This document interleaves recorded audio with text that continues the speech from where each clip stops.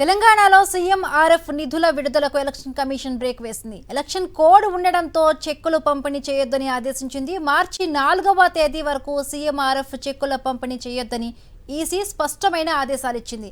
Election commission ఆదేశాలతో CM RF చెక్కుల పంపిణీ నిలిపివేసింది తెలంగాణ ప్రభుత్వం.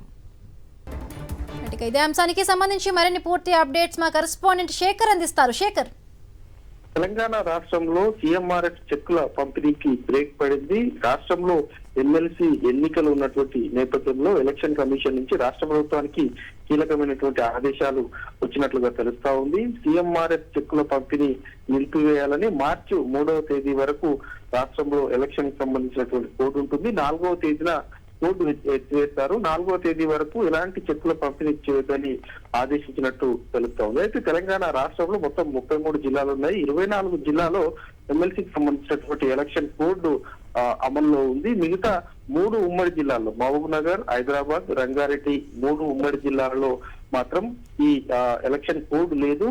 ఆ జిల్లాలలో కూడా చెక్కుల పంపిణీ చేయకూడదని ఎలక్షన్ కమిషన్ నుంచి ఆదేశాలు వచ్చినట్లుగా తెలుస్తా ఉంది. దీంతో రాష్ట్ర ప్రభుత్వం సీఎంఆర్ఎఫ్ చెక్కులకు సంబంధించినటువంటి పంపిణీని నిలిపివేసింది. ఆ ప్రక్రియ కొనసాగుతున్నప్పటికీ చెక్కుల పంపిణీ మాత్రం నిలిపివేసింది. ఎందుకంటే ప్రలోభాలకు గురి చేసేటువంటి అవకాశాలు ఉంటాయన్నటువంటి ఫిర్యాదుల నేపథ్యంలో దానిని నిలిపివేసినటువంటి పరిస్థితులు ఉన్నాయి. 4వ తేదీ వరకు ఈ అమలుకు ఉండేటువంటి అవకాశాలు అయితే కనిపిస్తా ఉంటాయి. Right, thank you Shekhar.